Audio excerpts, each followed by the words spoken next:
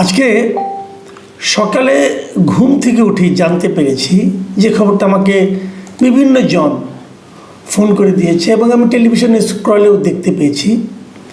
সেটা হল আবু আলম শহীদ খানকে গ্রেপ্তার করা হয়েছে। কেন গ্রেপ্তার করা হয়েছে?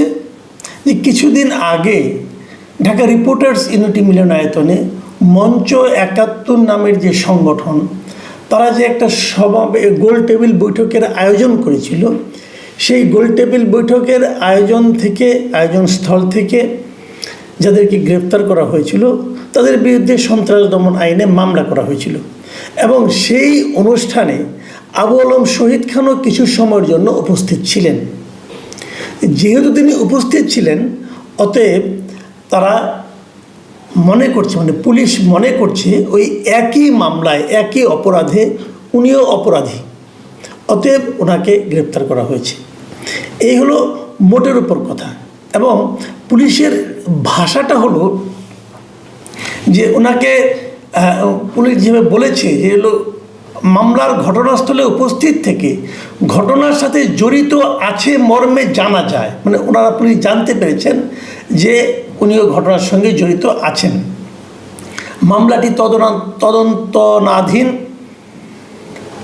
এমত অবস্থায় মামলার সুষ্ঠু তদন্তের স্বার্থে তদন্ত সমাপ্ত না হওয়া পর্যন্ত এবং আসামির নাম ঠিকানা যাচাই না হওয়া পর্যন্ত তাকে জেলে আটক রাখা একান্ত প্রয়োজন। মানে পুলিশ জানতে পেরেছে যে ওই ঘটনার সঙ্গে মিস্টার আবু আলম শহীদ খানও জড়িত আছেন। এই হলো মানে আইনগত দিকটা আর কি। এবং তারপর আবু আলম শহীদ খানকে দুপুরে চিফ মেট্রোপলিটন ম্যাজিস্ট্রেটের কোর্টে আদালতে হাজির করা হয় এবং সেখানে আদালত তাকে জেলখানায় পাঠিয়ে দেন। এখন প্রশ্ন হচ্ছে, এই যে আবু আলম শহীদ খানকে গ্রেপ্তার করা হলো, এই যে মঞ্চ ৭১ ওখানে মামলা করা হয়েছিল, সেই মামলাটা আসলে কী ছিল, ওখানে ঘটনা কি ঘটেছিল, এটা আপনারা সবাই এর মধ্যে জানেন। তবু আমি একটু ছোট করে বলি ঘটনাটা ঘটেছিল গত ২৮শে অগাস্ট। সেদিন সকালে ওখানে মঞ্চ ৭১ নামে একটা সংগঠন, যে সংগঠনটা আরও কিছুদিন আগে এই অগাস্টেরই প্রথম সপ্তাহে গঠিত হয়েছিল কতিপয় মুক্তিযোদ্ধা, বয়স্ক বৃদ্ধ মুক্তিযোদ্ধা, তারা সবাই মিলে এই সংগঠনটা করেছিলেন। তারা মুক্তিযুদ্ধের যে ইতিহাস সেটাকে অবিকৃত রাখার জন্য তারা এটা সংগঠনটা করেছিলেন এবং এই সংগঠনের মাধ্যমে বাংলাদেশের সংবিধান নিয়ে এবং মুক্তিযুদ্ধ নিয়ে একটা গোল টেবিল বৈঠক তারা ২৮ তারিখে আয়োজন করেছিলেন। সেই গোল টেবিল বৈঠকে আমন্ত্রিত হয়ে অনেকেই গিয়েছেন। সেখানে আব্দুল লতিফ সিদ্দিকীও ছিলেন, তিনি ছিলেন সেখানে আমন্ত্রিত অতিথি। কিন্তু লতিফ সিদ্দিকী কিন্তু ওখানে বক্তব্য দেওয়ার সুযোগ পাননি। তার আগেই সেখানে একটা মব ঢুকে পড়ে, তারা হলো জুলাই যোদ্ধা নামধারী একটা মব, এবং তারা বলে যে এরা সবাই হলো মুক্তি ফ্যাসিস্ট আওয়ামী লীগের দোসর, এবং এই সমস্ত বলে তারা এখন স্লোগান দেয় এবং তাদেরকে কোনো মিটিং আর করতেই দেয়নি বেসিক্যালি। তো সেখানে অনেক লোকে উপস্থিত ছিলেন, অনেক আমন্ত্রিত অতিথি ছিলেন, অনেক দর্শক ছিলেন, অনেক শ্রোতা ছিলেন, অনেকেই ছিলেন। সেখানে আবু আলম শহীদ খান সাহেবও ছিলেন, মঞ্জুর আলম পান্না ছিলেন সাংবাদিক, শেখ হাফিজুর রহমান কার্জন ঢাকা ইউনিভার্সিটির প্রফেসর, আইনের প্রফেসর, যেহেতু সংবিধান নিয়ে আলোচনা, অতএব আইনের প্রফেসর হিসেবে উনিও আমন্ত্রিত ছিলেন এবং উনি গিয়েছিলেন। এবং আমি যতটুকু দেখেছি এবং জেনেছি যে শেখ হাফিজুর রহমান কার্জনে আমন্ত্রিত অতিথিদের মধ্যে একমাত্র বক্তব্য দেওয়ার সুযোগ পেয়েছিলেন, আর কেউ বক্তব্যও দেননি। মঞ্জুর আলম পান্নাও দেননি, লতিফ সিদ্দিকীও দেননি, আবু আলম শহীদ খানও দেননি, ওনারা কেউ দেননি। এবং যখন মবটা শুরু হয় তখন আবু আলম শহীদ খান ওখানে ছিলেন অথবা চলে এসেছেন, আমি ঠিক বলতে পারবো না এই ব্যাপারটা। কিন্তু ওনাকে গ্রেপ্তার করা হয়নি। ওখান থেকে প্রায় ১৬ জনকে নেওয়া হয়েছিল গ্রেপ্তার করে, এবং যাদের সবার বিরুদ্ধেই সন্ত্রাস বিরোধী আইনে মামলা করা হয়েছিল।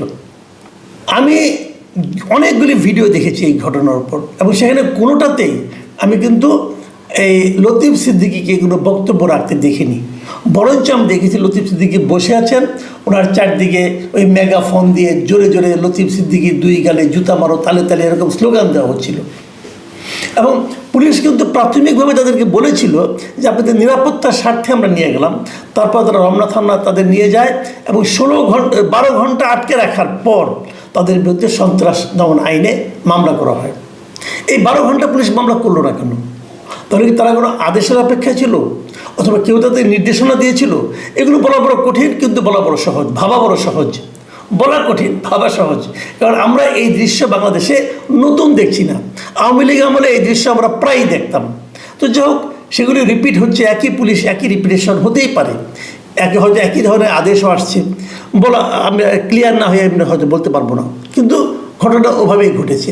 প্রশ্ন হচ্ছে, এই মামলার যে এফআইআর ছিল, পুলিশের একজন সাব ইন্সপেক্টর যিনি মামলা করেছিলেন, এসআই মোহাম্মদ আমিরুল ইসলাম, যিনি নাকি এই মামলাটা করেছেন বাদী হয়ে, তিনি কি লিখেছিলেন তার এফআইআরে, আমি ওগুলি একটু আপনাদেরকে পড়ে শোনাতে চাই, তাহলে আপনারা বুঝতে পারবেন যে আসলে কী ছিল মামলায়। উনি লিখেছেন, আমি মাঝখান থেকে পড়ি, যে 28/8/2025 বলে সকাল থেকে উনি কোথায় ডিউটিতে ছিলেন, এবং তারপরে সকাল 11টায় অফিসার ইনচার্জ শাহবাগ থানা বেতারের মাধ্যমে নির্দেশ দেন সেগুন বাগিচাস্থ ঢাকা রিপোর্টার্স ইউনিটির অডিটোরিয়ামে যাওয়ার জন্য। আমি সঙ্গীয় ফোর্স সহ দ্রুত 11:15 ঘটিকায় উল্লেখিত স্থানে উপস্থিত হয়ে দেখতে পাই যে কিছু লোকজন রিপোর্টার্স ইউনিটের অডিটোরিয়ামে কিছু লোককে ঘেরাও করে আওয়ামী ফ্যাসিস্ট বলে স্লোগান দিচ্ছে এবং একজন ব্যক্তি দাঁড়িয়ে বক্তব্য দিচ্ছে। আমি বক্তব্যরত ব্যক্তিকে হেফাজতে নেই এবং ওনাকে চিনতে পারি, উনি সাবেক মন্ত্রী, ওনার নাম আব্দুল লতিফ সিদ্দিকী।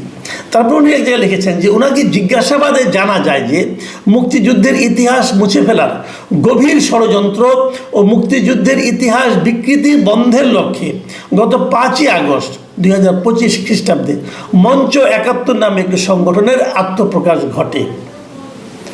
উক্ত সংগঠনের উদ্দেশ্য জাতির অর্জনকে মুছে ফেলার সব ষড়যন্ত্র প্রতিহত করতে বাংলাদেশের জনগণকে সঙ্গে নিয়ে আত্মত্যাগের প্রস্তুতি নেওয়া। প্রস্তুতির অংশ হিসাবে অদ্য 28/8/2025 খ্রিস্টাব্দে সকাল 10 ঘটিকায় উক্ত স্থানে একটি গোল টেবিল বৈঠকের আয়োজন করা হয়েছে। এটা উনি লিখেছেন, আমাদের যিনি মানে এই মামলার যিনি বাদী, যে পুলিশ কর্মকর্তা, উনি এই কথা লিখেছেন যে কেন এই সংগঠনটা গঠিত হয়েছে এবং তারা ওখানে কেন বসেছিল। আপনারা শুনলেন, এখানে রাষ্ট্রবিরোধী কিছু আছে কিনা আমি এখনও বুঝতে পারলাম না। যাই হোক, তারপরে উনি এক জায়গায় লিখেছেন যে উপস্থিত লোকজনদেরকে জিজ্ঞাসাবাদে জানা যায় যে আব্দুল লতিফ সিদ্দিকী মঞ্চ 71-এর ব্যানারকে পুঁজি করে প্রকৃতপক্ষে দেশকে সশস্ত্র সংগ্রামের মাধ্যমে অস্থিতিশীল করে বর্তমান অন্তর্বর্তীকালীন সরকারকে উৎখাত করার ষড়যন্ত্র ও উপস্থিত অন্যদের প্ররোচিত করে বক্তব্য প্রদান করছিল। মানে উপস্থিত লোকজন ওনাকে এটা জানিয়েছে যে উনি এইভাবে বক্তব্য দিচ্ছিল, জানিয়েছে। কোনো প্রমাণ কি পুলিশ কর্মকর্তা খোঁজার চেষ্টা করেছেন? লতিফ সিদ্দিকী কি সেখানে আদৌ কোনো বক্তব্য দিয়েছেন? আমি লতিফ সিদ্দিকীর এবং আমি 19 মিনিটের একটা ভিডিও আমি দেখেছিলাম প্রথম দিনে, ওই দিনই ওটা লাইভ ছিল, সবাই দেখাচ্ছিল। লতিফ সিদ্দিকী তো কথাই বলার সুযোগ পাননি, উনি জাস্ট ওখানে বসেছিলেন, ওনার সামনে মাইক্রোফোনও আসেনি, উনি একদম চুপ ছিলেন। চারদিকে ওনাকে সবাই ঘিরে ধরে ওনাকে গালাগালি করছিল অশ্লীল ভাষায়। তো কে পুলিশকে বলল? যারা গালাগালি করছিল তারাই বলেছে নিশ্চয়ই। কিন্তু লতিফ সিদ্দিকী যে এই জন্য মানে বক্তব্য দিচ্ছিলেন, মানে অন্যদেরকে ষড়যন্ত্র এবং উপস্থিত অন্যদেরকে প্ররোচিত করে বক্তব্য প্রদান করছিল, এই জিনিসটা পুলিশ কর্মকর্তা কোথায় পেলেন? আমি বুঝতেই পাই না। এই ধরনের একটা মামলা যখন হলো, তারপরে উনি শেষ দিকে আবার লিখেছেন যে এরা সবাই মিলে অজ্ঞাতনামা আরও 70-80 জন পরস্পর সহায়তাকারী হিসেবে দেশকে অস্থিতিশীল করে বর্তমান অন্তর্বর্তীকালীন সরকারকে উৎখাত করার ষড়যন্ত্র ও প্ররোচনার অপরাধ করেছে, যা সন্ত্রাসবিরোধী আইনের 2009-এর 6-2-12 ধারার অপরাধ। খুব ইন্টারেস্টিং, কিন্তু 6-2-12 কী আছে? সন্ত্রাস দমন আইন 2009, আপনাদের একটু পড়ে শোনাই সেখানে কী আছে। 6-2 যেটা আছে সেখানে বলা হয়েছে, অন্য কোনো ব্যক্তি, সত্তা বা প্রজাতন্ত্রের কোনো সম্পত্তির ক্ষতি সাধন করিবার উদ্দেশ্যে ষড়যন্ত্র বা সহায়তা বা প্ররোচিত করা, এই হলো 6-2 অপরাধ। আর এর সাজা হলো সর্বনিম্ন 4 বছর, সর্বোচ্চ 14 বছর। এখন প্রশ্ন হলো, এখানে ষড়যন্ত্রটা কি মানুষকে ষড়যন্ত্র গোল টেবিল বৈঠক করে ওপেন জায়গায় ষড়যন্ত্র করে? এরকম একটা মামলা হয়েছে। সেই মামলায় আবু আলম শহীদ খানকে আজকে গ্রেপ্তার করা হলো। আমরা কিন্তু একটা জায়গায় মিল পাই। আবু আলম শহীদ খানকে আমি অনেকদিন ধরে চিনি। আমি যে ডিপার্টমেন্টে পড়াশোনা করতাম, জার্নালিজম ডিপার্টমেন্টে, উনি সেই ডিপার্টমেন্টের আমার সিনিয়র ভাই, অনেক সিনিয়র আমার। তো ওনাকে আমরা দেখেছি, তো ওনাকে আমরা চিনি, এবং ওনাকে সচিব হওয়ার পরেও ওনার সঙ্গে আমার খুব একটা দেখা হয়নি, রিটায়ারমেন্টে যাওয়ার পর ওনার সঙ্গে আমার দেখা হয়েছে, এবং বিভিন্ন টক শোতে ওনাকে আমরা দেখি। এই যে যাদেরকে গ্রেপ্তার করা হয়েছে না, এদের মধ্যে কিছু লোকের মধ্যে একটা মিল আছে। মিলটা কোথায়? আবু আলম শহীদ খান, মঞ্জুর আলম পান্না, অথবা শেখ হাফিজুর রহমান কার্জন অধ্যাপক, এদের মধ্যে একটা মিল হলো, এরা সবাই বিভিন্ন মিডিয়াতে টক শোতে কথা বলেন, এবং তাদের বেশিরভাগ কথা থাকে বিভিন্ন রকম অনিয়মের সমালোচনা করে। তারা যখন আওয়ামী লীগ আমলে আমি দেখেছি, এই লোকগুলিকে আমি দেখেছি যে আওয়ামী লীগ সরকারের সমালোচনা করে নানা রকম কথাবার্তা বলেছেন, আওয়ামী লীগের যে সরকারের যে ভুলগুলো সেগুলো তারা তুলে ধরেছেন। এখনও এই সরকারেরও বিভিন্ন ভুল ভ্রান্তি তারা তুলে ধরেছেন।